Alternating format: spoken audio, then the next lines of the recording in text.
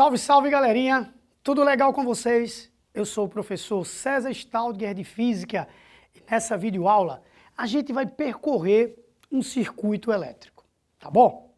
Mas antes, a gente vai relembrar uma das principais leis da natureza, que é a lei da conservação da energia. Talvez você tenha lido já sobre essa lei com outras palavras, mas o contexto com certeza será o mesmo. Essa lei diz que a energia não pode ser criada nem destruída, somente transformada e transferida. Então, a energia não pode ser criada nem destruída, somente transformada ou transferida. Então, quando você estiver fazendo uma análise de algum quantitativo de energia, seja em que situação for, e se tiver faltando uma quantidade para fechar o seu cálculo, procure. Essa energia foi transformada em alguma coisa. Por exemplo, quando você imagina um carro, motor de um carro, existe uma combustão ali dentro. Aquela combustão gera uma energia térmica. Então, é uma energia química que gerou uma energia térmica. Aquela energia térmica vai ser transformada numa energia mecânica para movimentar o carro.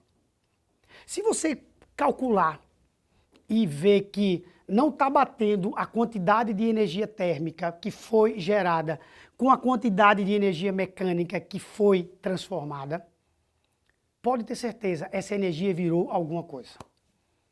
Essa energia está numa outra forma, mas ela não pode ser destruída. Tanto é que um carro, quando está aquecendo demais, o mecânico diz, esse carro está com algum problema. Por quê? Porque ele está gerando mais calor do que deveria. Essa energia química que foi transformada em térmica, que iria virar mecânica, está virando pouco mecânica. Boa parte está virando energia térmica, o carro está esquentando muito, aí o cara diz, ó, vamos ver o que é que está ocorrendo, que tem alguma bronca. Na eletricidade ocorre a mesma coisa. Quando a gente percorre um circuito elétrico fechado, que eu mostro daqui a pouquinho o que é isso daí, você tem que encontrar as formas em que essa energia se encontra, porque ela não pode desaparecer. Ela não pode desaparecer.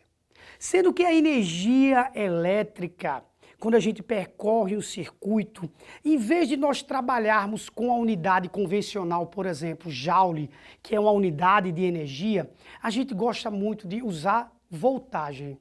Voltagem para a gente na física elétrica é um indicativo de energia. Chega aqui comigo. Lei das malhas, lei de Kirchhoff, diz o seguinte: quando percorremos uma malha em um dado sentido, a soma algébrica das diferenças de potencial, aí eu coloquei DDP ou tensão, é igual a zero. Em outras palavras, se esse circuito ganhar uma tensão, ganhar uma voltagem, essa voltagem tem que ser usada. Prof, e se não for, alguém vai levar um choque nesse circuito? Porque vai estar vazando corrente elétrica. Quando qualquer aparelho, você toca nele, ele está vazando corrente elétrica, acredite, parte dessa energia elétrica que deveria ser usada para alguma coisa, não está sendo usada. Então é um indício de que aquele aparelho não está funcionando bem, porque era para ser usada. No projeto original era para ser utilizado. Então o aparelho que está dando choque, está vazando corrente, acredite, tem alguma coisa mal instalada. Porque o somatório tem que dar zero. Deixa eu ser mais técnico, porque é bom ser técnico. Ser técnico não é crime algum, é bom. Você tem que tentar buscar isso daí às vezes. Isso te dá segurança para enfrentar o dia a dia. Bora lá. Vamos imaginar o nosso circuito elétrico com os seus personagens principais. Primeiro deles, o gerador, que é quem gera a energia elétrica, que será transportada pela corrente elétrica para alimentar os outros personagens, que eu coloquei dois personagens aqui. Um resistor, que é uma lâmpadazinha, e um receptor. Resistor pega energia elétrica, transforma em energia térmica. Tá? As lâmpadas incandescentes, que são lâmpadas que estão saindo aos poucos do mercado, mas ainda encontramos muito, tá?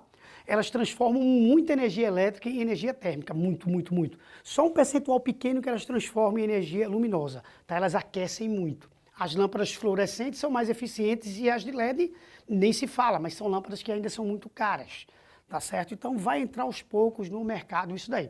Mas eu vou chamar de resistor essa lâmpada. Receptor são dispositivos que pegam energia elétrica e transformam em outro tipo de energia. O nosso ventiladorzinho aqui, tá? Ele está transformando energia elétrica em energia mecânica, tá bom? Ele transforma em energia mecânica. Parte ele perde, mas ele aproveita bem mais do que esse cara. Muito mais. E esses aparelhos estão ligados através de fios a essa bateria. E todo fio, todo corpo tem a sua resistência elétrica. Então eu peguei essa imagem daqui e coloquei ela técnica aqui. Aqui, ó, ela tá técnica aqui. Essa imagem, eu vou até sair aqui. Essa imagem é essa daqui. Essa aqui é bonita, maravilhosa, linda, pá. E essa aqui é técnica. Mas você tem que saber. Você tem que saber. Você tem que ser técnico, tá? Também em certas situações. Então, ó, esse 3 ohm é a unidade de resistência elétrica, representa o resistor. Esse 210 volts representa o receptor. Eu vou explicar cada parte dessa daí. Esse 1 e esse 1 representam esses dois fiozinhos aqui, 1 e 1. Cada um tem uma resistência de 1 ohm. O nosso gerador tem 220 volts. E a nossa corrente elétrica, 1 ampere. Prof, como que eu vou saber, só uma curiosidade, se esse cara e esse aqui, qual deles é o gerador e qual deles é o receptor? Que pergunta sensacional. Pergunta maravilhosa. Pense assim, o receptor nunca, mas nunca, pode ter uma necessidade de voltagem maior do que o gerador pode gerar. Esse receptor necessita de 210 volts e esse gerador gera quanto? 220. Arretado, tá? Arretado porque no caminho vai ser perdido parte dessa energia, então tá bem dimensionado. Tu não poderia ter um gerador de 210 para alimentar um receptor de 220, ele não ia funcionar. Então o maior deles é sempre o gerador, tá? Então a corrente elétrica sai desse gerador carregando quanto de voltagem, de energia? 220 volts, tá? Ela é de 2 amperes, mas ela está carregando esse quantitativo de energia. Bota aqui dentro dela, tá? Chegou e botou aqui dentro. Tuf. Aí ela vem, passa por esse resistor, deixa um pouco dessa energia elétrica. Segue.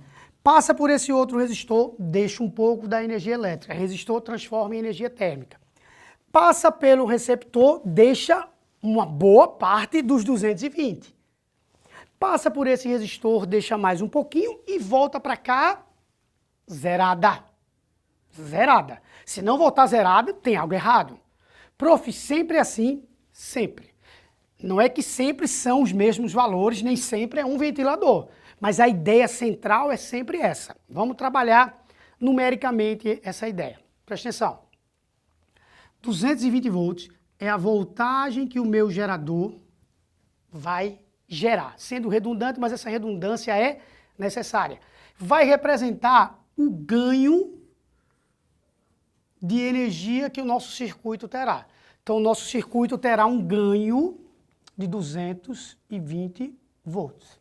Só esse elemento aqui, que é o nosso gerador, é quem vai gerar, é quem vai colocar energia aí. Beleza. Quando passar por aqui, por aqui, por aqui e por aqui, tudo isso vão representar o quê? Perdas. Tudo isso vão representar perdas. Então, dos 220, parte vai ficar aqui, parte vai ficar aqui, parte vai ficar aqui, parte vai ficar aqui. Essa parte somada tem que dar 220. Porque senão, nesse ponto aqui, por exemplo, vai estar sobrando energia elétrica. Aí alguém toca nesse fio e, caramba, que choque levei. Pois é, porque era para a energia ser gasta e não está sendo gasta. Está sobrando energia aqui. Essa é a sacada. Então, 220 vai ser usado uma parte aqui, uma parte aqui, uma parte aqui, uma parte aqui. Prof, como é que eu calculo o quanto é usado em cada resistor? Outra pergunta massa que você fez. O cálculo do quanto vai ser usado de voltagem no resistor, você calcula da seguinte maneira, você faz da seguinte maneira. no resistor, para o resistor, você usa essa expressão, U igual a R vezes I. Primeira lei de Ohm. U igual a R vezes I. Então, bora lá. 2 amperes é a minha corrente elétrica, beleza? Ela vem, passou por esse resistor, vai ter uma perda aqui, ó, R vezes I, 2 vezes 1. Passou por esse resistor, tem outra perda, tá aqui, ó, 2 vezes 3. Passou pelo receptor, tem uma perda, 210. Passou por esse outro resistor, tem outra perda, 2 vezes 1, R vezes I. Eu estou multiplicando R vezes I. R vezes I, R vezes I, R vezes I. 1 vezes 2, 3 vezes 2, 1 vezes 2. 1 vezes 2, 3 vezes 2, 1 vezes 2. Então eu estou multiplicando R vezes I. Cada uma das perdas, a perda aqui, 1 vezes 2 vai dar 2 volts, 3 vezes 2 deu 6 volts, 1 vezes 2 deu 2 volts. Então, 2 mais 6 mais 2, que está aqui, ó. Então, quando eu somar 210 com 2, com 2, com 6, vai dar exatamente quanto? 220. Então, o total de ganho foi 220 e o total de perda foi menos 220. Eu coloquei o menos para indicar que é perda. Quando eu somar 220 com menos 220, dá quanto? Dá zero. Então, a lei das malhas foi respeitada, esse circuito está bem dimensionado. Esse circuito foi bem projetado. O somatório da quantidade de energia elétrica que o gerador gerou, tá, é idêntico, tá, numericamente, à energia térmica, mais a mecânica, mais a térmica que foram geradas nesses 4 aparelhos. No total, deu a mesma coisa, a gente respeitou a lei da conservação da energia. E aí você pode seguir brincando, entre aspas, né, porque para alguns pode ser brincadeira, para outros não, resolvendo vários circuitos desse tipo, sempre com a mesma ideia. Os ganhos e as perdas, quando a gente somar, tem que dar exatamente zero, tá bom? Então, resumindo rapidamente o que foi visto, eu apresentei para todos vocês nessa videoaula uma aplicação do princípio da conservação da energia aos circuitos elétricos, usando como parâmetros geradores, resistores e receptores, tá bom? Sugestão, tira uma foto aqui do nosso quadro e a gente se vê na próxima videoaula. Aquele abraço. Tchau, tchau.